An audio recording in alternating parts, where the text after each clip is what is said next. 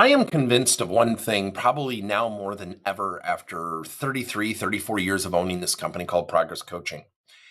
Leaders need to coach now more than ever. And sometimes I feel like, don't I say that every 2 years? Here's something that's happening in the workplace right now. We have a lot of change thrust upon people, leaders and individual contributors, all the way from AI. What do we use? What tools do we use? How do we use AI? What's the prompt? All of these terms we didn't use even 12, 15 months ago. And then I think about the simplicity of coaching and why do we need to coach?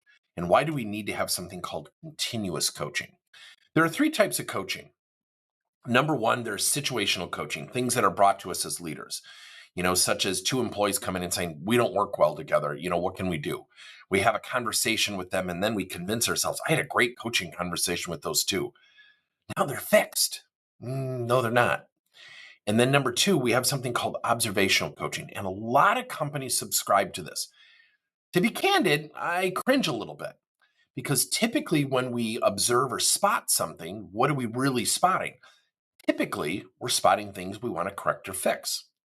Now, the Gallup organization, which I love and we compete with, but they do some great research. And they literally say that people engage 8 times more when we lead with strengths. So if we're going to observe and spot coach, we better leverage strengths. We better go look for the good stuff because ultimately we're going to wear people down. The third type of coaching, which we subscribe to, is something called continuous coaching. We're going to get you on the calendar. We're going to focus on a particular area until we see a continuous improvement. It's a second innate habit. Then we're going to move on to the next area. And you just keep coaching and coaching and coaching. We all get the same objection in our field. We get the objection of, well, I just don't have time to coach. Okay.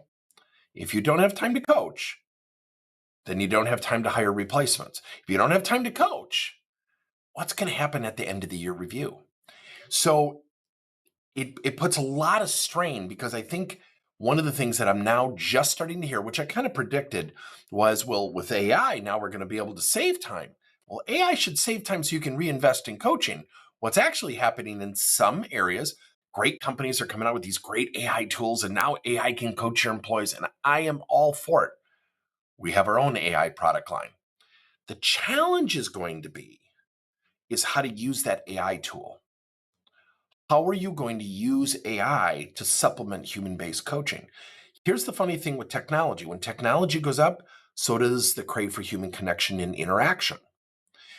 Proof in the pudding was the pandemic.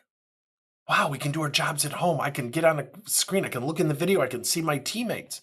And we're, health-wise, we're safe. I don't have to drive into the office. I'm saving gas mileage. All the things that we heard. Yet when the pandemic subsided, what did we want to do? We wanted to get back in the office because we want to connect with people.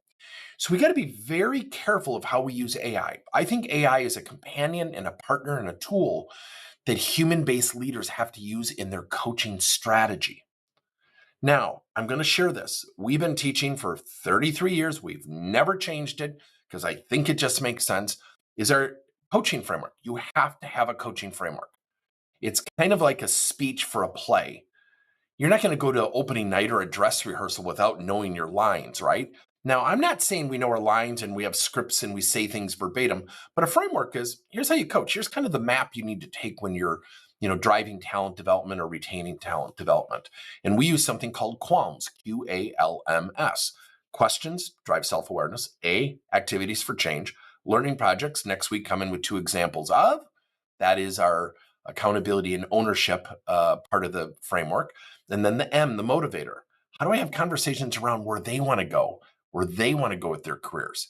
The cool thing about the M, the motivator, is that organizations like McKinsey say 42+% of people are actively looking for jobs due to a lack of career coaching and counseling.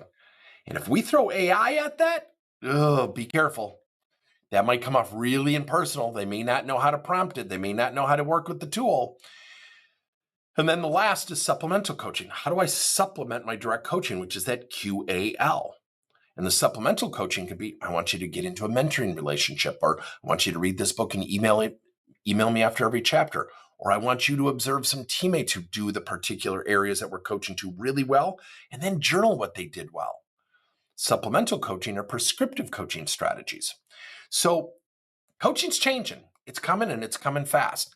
The key is you need a framework. Number two, AI cannot replace human-based coaching. I would love it. I'd have more vacation time if that were true. Doesn't work that way. And the reason being is the minute that that tool gets wrong, and at the end of the year they don't get their raise, or they don't get as much of a raise as they want, or they didn't have a good end of the year review, and you threw a tool at them, we need to be really careful.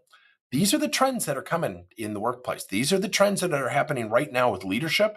And I think probably now more than ever, and I really mean this, is if we're not scheduling time with our people, we better be careful. If we're not scheduling time and focusing on areas where they can improve and where they are improving and really accelerating those things and positioning our employees to understand the power of differentiation, we're gonna have some challenges. Let me know your thoughts.